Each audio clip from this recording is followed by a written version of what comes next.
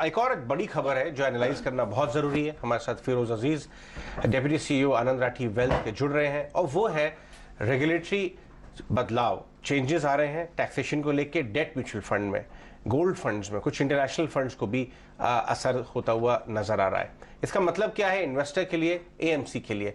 Firoz, good morning. ये काफी surprising news थी, इसकी तो कहीं बातचीत भी नहीं हो रही थी कि डेट फंड्स के लिए एक तरह का झटका लग सकता है। आपने कैसे एनालाइज की आज सुबह सुबह? आज आप लग रहा है जिम नहीं गए और आप सुबह से हम लोगों से बातें ही कर रहे हैं इस न्यूज के चलते। काफी सुबह डगमगा गई है ये खबर पढ़ के। जैसे आपने सही फरमाया कि इसकी कोई जिक्र ही नहीं था, फिनेंस बिल में जिक्र नहीं था, बजट में जिक्र नहीं था, और ये इंसर्ट कर दिया गया बहुत सटली। और ये बहुत बड़ी खबर है मेरे हिसाब से, क्योंकि जो 7-8 लाख करोड़ है लिक्विड के अलावा, वो सब कैटेगरी के जो यूनिट्स हैं, करंट वाली यूनिट्स में इम्पैक्ट नहीं है, बट प्रोस्पेक्टिवली इम्पैक्ट जरूर है। पॉइंट 1। पॉइंट 2, मेरे हिसाब से आज 60-70 लाख से ज्यादा unique individual investors date funds में नहीं है।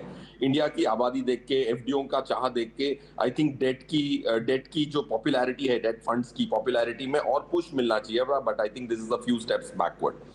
रहा सवाल टैक्सेशन का, मेरे हिसाब से लोगों की टैक्स इतनी बदलेगी नहीं, क्योंकि कैपिटल गेन जो होती है वो सेक्शन 73 मिलता है, आप सेट ऑफ कर सकते हैं। एक परिवार में 4 लोग होते हैं, 3-4 पोर्टफोलियो होते हैं।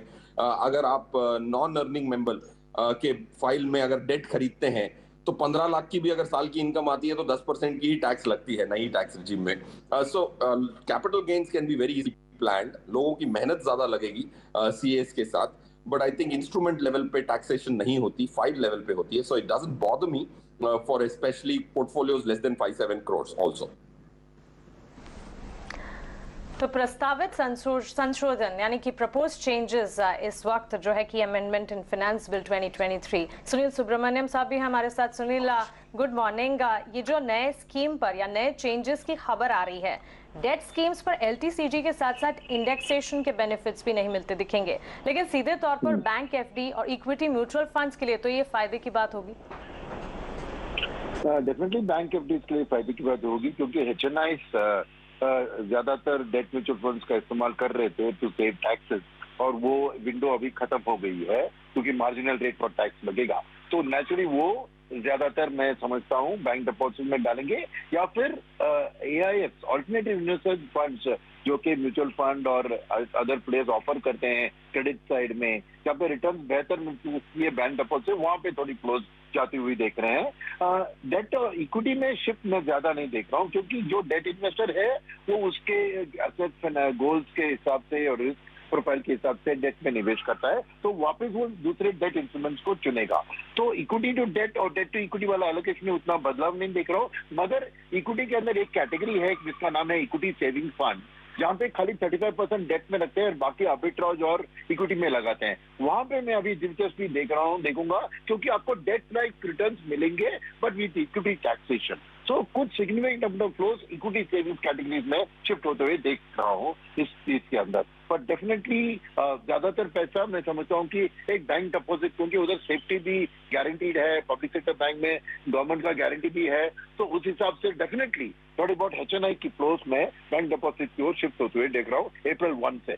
मगर ये भी समझिए कि ग्रैंडफादरिंग भी प्रोवाइड किया गया है, यानी 31 मार्च तक जो भी डेट में निवेश करेंगे उनके लिए अपनी लाइफ टाइम 10-15 साल तक वो डेट में रख के इंडेक्सेशन बेनिफिट उठा सकते हैं। तो ये अगले कुछ 4-5 दिन 31 मार्च तक मैं एक big flow into date mutual funds की एंटिसिपेट कर रहा हूँ। ऑलराइट, हमारे साथ इसी मैटर पर राधिका गुप्ता भी हैं एडलवाइस से, उनसे भी बात करते हैं। Radhika, morning. Clearly date mutual funds यानी जो 3 साल से ज्यादा के फंड्स होंगे उन पर अब आपको इंडेक्सेशन बेनिफिट नहीं मिलेगा। It's a big blow to the savers. आपका क्या रिएक्शन होगा, क्या इंपैक्ट होगा इस? So it's not a good step for sure. Savers के लिए big blow है, and I think देखिए ये एक प्रपोज्ड अमेंडमेंट है, फाइनेंस बिल में अभी आया नहीं है, तो मेरी तो सीरियस विश होगी कि ये आने से पहले रिव्यू हो, जो पावर्स दे पी हैं ऐसे देखें, क्योंकि India is fundamentally a country of savers. Financialisation अभी शुरू हो रहा है और किसी भी एसेट एलोकेशन में डेट म्यूचुअल फंड्स एक बहुत अहम हिस्सा प्ले करते हैं। अब आपने ये टैक्सेशन बेनिफिट्स ले लिए हैं तो इम्पैक्ट एडवर्स होगा। दूसरा हमने देखा है, हम देश का one of the most successful bond programmes चलाते हैं गवर्नमेंट ऑफ इंडिया का ही, जिसे भारत बॉन्ड के नाम से जाना जाता है। 3 ही साल में सेवर्स का ऑलमोस्ट 60,000 करोड़ में इसमें इकट्ठा हुआ है। पूरी target maturity fund category is 1.5 lakh crore.